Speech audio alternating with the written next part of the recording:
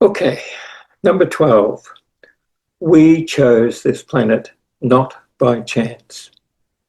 The key idea: souls entered earthly life with purpose and choice as part of their spiritual growth and development. From the Edgar Cayce readings, each entity in the earth is what it is because of what it has been, and each moment is dependent upon another moment. So a sojourn in the earth is a lesson in the school of life and experience. Reading 2823-3. For one enters a material sojourn not by chance, but there is brought into being the continuity of pattern or purposes. 3128-1. Thus the pattern, the book of life, is written by the entity in its use of truth, knowledge, wisdom, in its dealings with its fellow man through the material sojourns. Also, during the interims between material sojourns, there are consciousnesses or awarenesses. For the soul is eternal, it lives on. It has a consciousness in the awareness of that which has been builded. 2620-2. For the experience or sojourn in the earth is not chance, but the natural spiritual and soul evolution of the entity, that it may be aware of its relationships to God through its relationships to its fellow men, recognizing in each soul as well as in self those possibilities, those opportunities, those duties, those obligations that are a portion of each soul entity's manifesting in a material plane. 2271-1. Explanation. These readings teach that earthly life is not random or meaningless, but part of a continuous spiritual journey shaped by past experiences, present choices, and future development.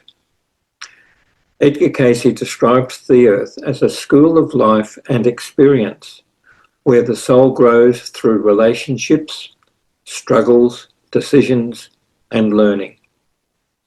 Every moment of life builds upon what has come before, and each soul carries forward the effects of its thoughts, attitudes, and actions. Cayce explains that the book of life is written through the way individuals use truth, wisdom, compassion, and free will in their relationships with others. Earthly experience, therefore, becomes an opportunity for the soul to become more aware of its relationship with God through its treatment of fellow human beings. The readings also suggest that consciousness continues beyond physical death, carrying with it the spiritual condition and awareness developed through earthly experience. Entering material life is therefore not by chance, but part of a larger pattern of soul evolution in which every experience, relationship, and decision contributes to the awakening of spiritual identity and deeper harmony with the creative forces. Things to consider. Cayce teaches that the soul becomes aware of God through relationships with fellow human beings. Several times during the day, pause and ask, am I treating others with dignity and understanding? Do my words strengthen or weaken people?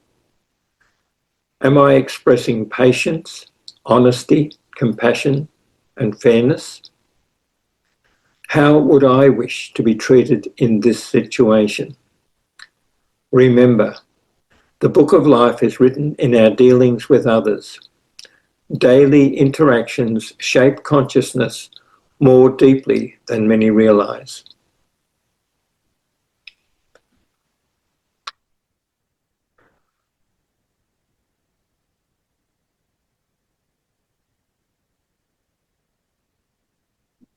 We had karmic needs. Key idea. The soul entered earthly experiences to learn lessons, correct past mistakes, and grow toward spiritual harmony. From the Edgar Cayce readings, God is not mocked, and whatsoever a soul soweth, that must it somewhere, sometime reap. For in the consciousness of eternity, time is not, neither is space. Reading 3660-1. Explanation. These readings teach that life operates according to spiritual law, especially the principle that whatsoever a soul soweth, that must it somewhere, sometime reap. Edgar Cayce presents karma as a universal law of cause and effect through which the soul learns, grows, and gradually returns to spiritual harmony. Every thought, action, attitude, and intention produces consequences that shape the soul's experiences across time. Earthly life, therefore, becomes an opportunity to correct past imbalances, overcome selfishness, and develop greater wisdom, compassion, and spiritual awareness. Cayce explains that suffering and challenges are not always punishments, but can function as instruments of balance and awakening that help the soul recognize its errors and grow beyond them. The readings also emphasize that the soul's destiny depends greatly upon what spirit ye entertain, meaning that inner attitudes such as fear, hatred, pride, love, truth, and compassion gradually shape both character and experience. Although human beings may temporarily separate themselves from divine harmony through their choices, Cayce teaches that no external power can permanently separate the soul from the love of God. Spiritual growth ultimately depends upon the soul choosing truth, love, responsibility, and conscious alignment with the creative forces. Things to consider. Throughout the day, observe how thoughts and attitudes affect your inner state. Ask yourself, what spirit am I entertaining right now? Is this thought bringing peace or conflict? Does this attitude strengthen love or separation? What kind of consequences might this create within myself and others? Pay attention to small things: irritation, judgment, gossip, dishonesty, bitterness, impatience, pride, compassion, encouragement, forgiveness. The soul is shaped gradually through repeated inner patterns.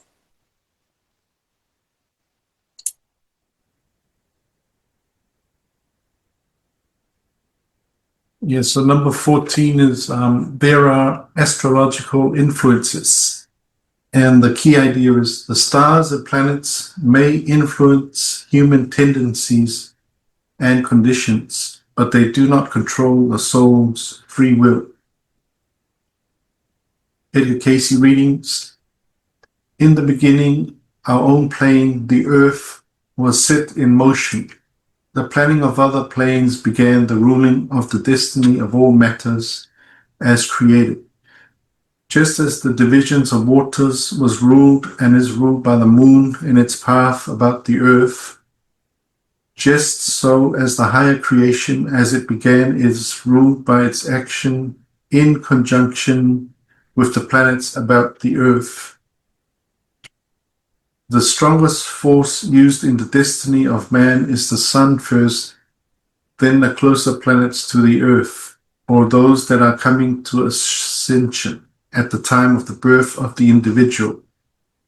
But let it be understood here no action of any planet or the phases of the sun, the moon, or any of the heavenly bodies surpass the rule of man's willpower, the power given by the Creator of man in the beginning when he became a living soul with the power of choosing for himself. And that's reading 3744-3. Not that there are not definite helps to be attained from astrology, but those who live by saying are the more often controlled than controlling. Astrology is a fact in most instances, but astrological aspects are but signs, symbols. No influence is of greater value or of greater help than the will of an individual. Use such directions from the planets as stepping stones. Do not let them become stumbling stones in thy experience. And that's reading 815-6. Rather than the stars ruling the life should rule the stars. For man was created a little bit higher than all the rest of the whole universe, and is capable of harnessing, directing, enforcing the laws of the universe. Reading 5-2. Explanation. These readings teach that the universe operates through laws, rhythms, and cosmic influences, yet they strongly emphasize that no planetary or astrological force is greater than the free will of the soul.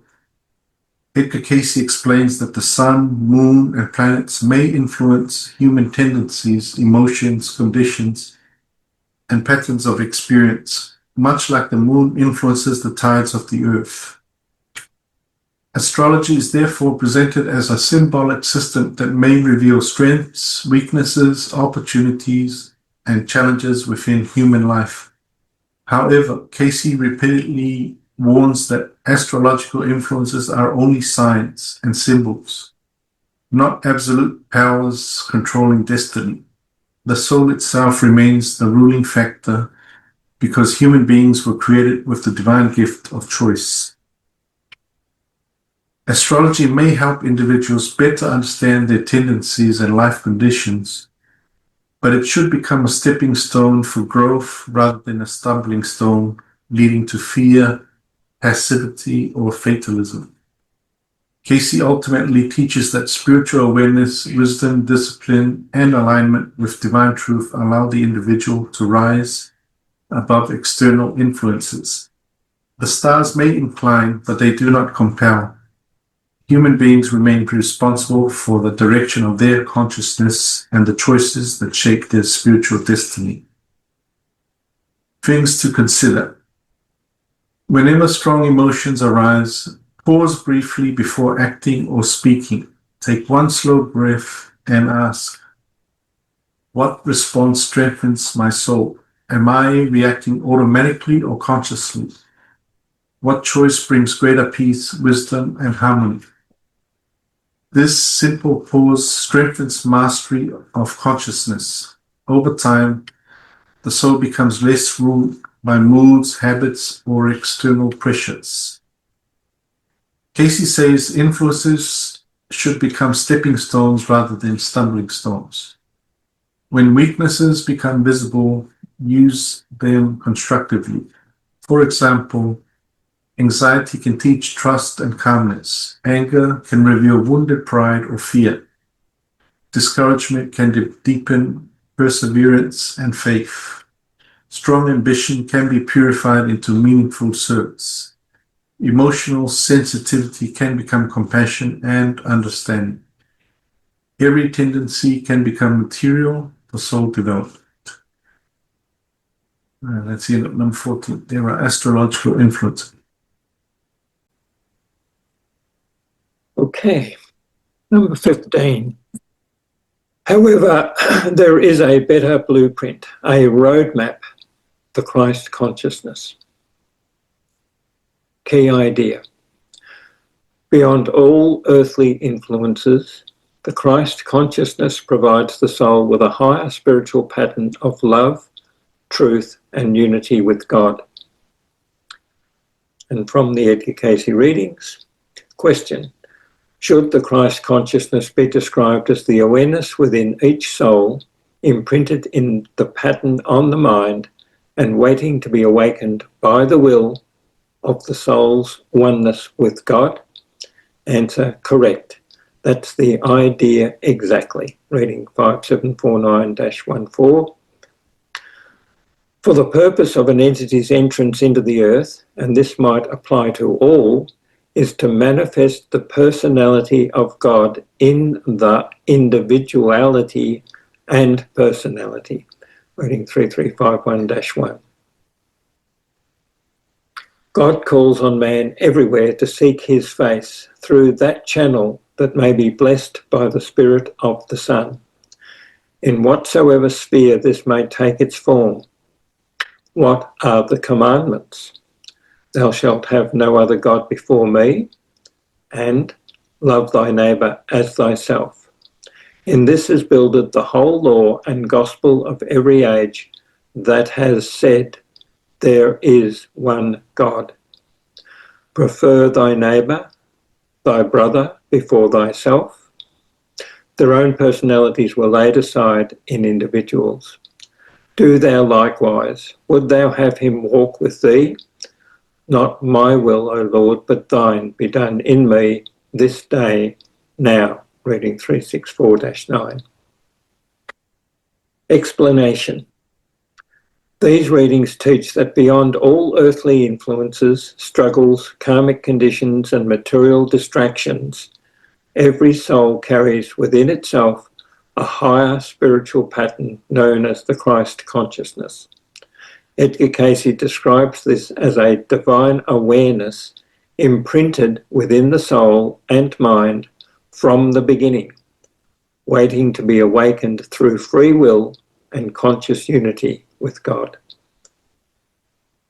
The Christ consciousness is presented not merely as belief in an external religious figure, but as the awakening of divine qualities such as love, truth, compassion, humility, forgiveness, wisdom, and selfless service within the individual. Earthly life exists so that the soul may gradually manifest the personality of God through its own unique individuality and relationships.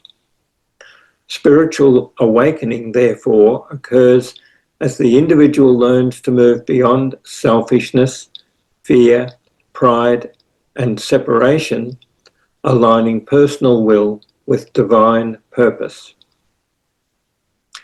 Cayce teaches that the foundation of this awakening is found in the universal law of love, loving God and loving one's neighbour as oneself. The prayer, not my will, O Lord, but thine be done in me, becomes the pathway through which the soul allows the deeper spirit of God to express itself through daily life. The Christ consciousness, therefore, serves as the soul's true spiritual blueprint, guiding humanity toward harmony, unity, and conscious companionship with the creative forces. Things to consider. Cayce emphasises, prefer thy neighbour, thy brother, before thyself. During the day, intentionally practice small acts of selfless service. Listening patiently, encouraging someone discouraged, helping without recognition, remaining calm under pressure, choosing understanding over pride, speaking gently instead of harshly, forgiving quickly. The Christ consciousness awakens not merely through belief, but through lived expression.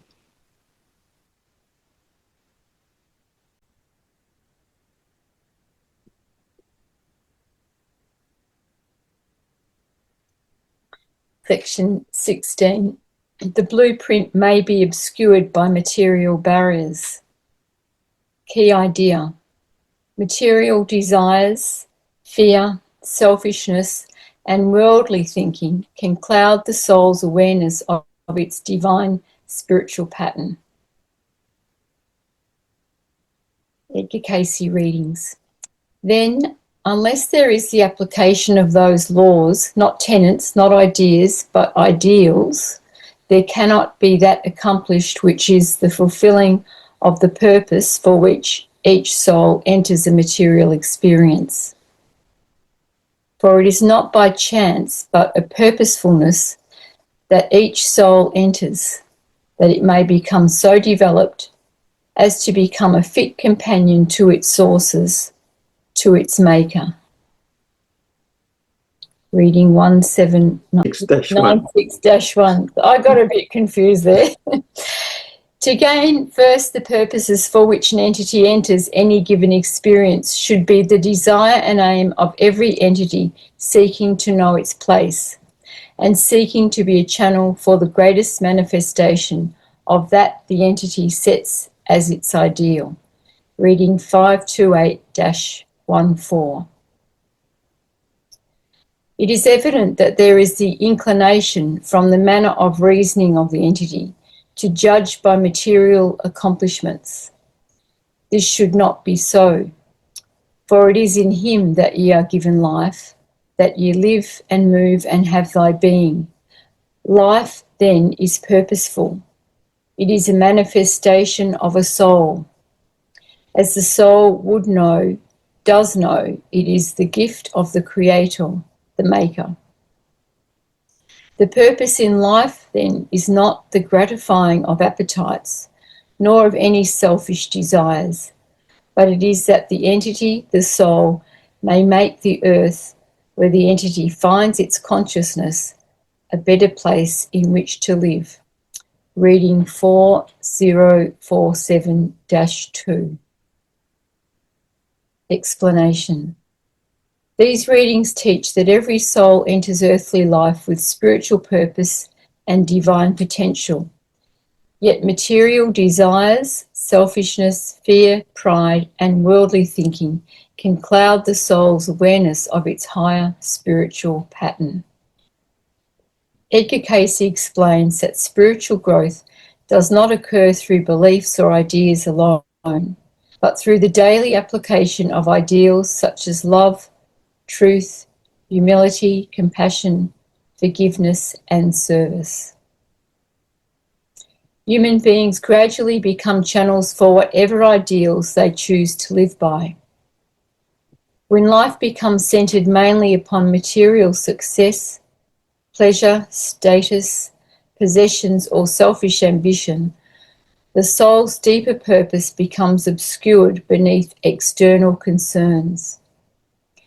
Cayce warns against judging life only through material accomplishments, reminding individuals that life itself is a manifestation of a soul, and that human beings live and move within the presence of the Creator.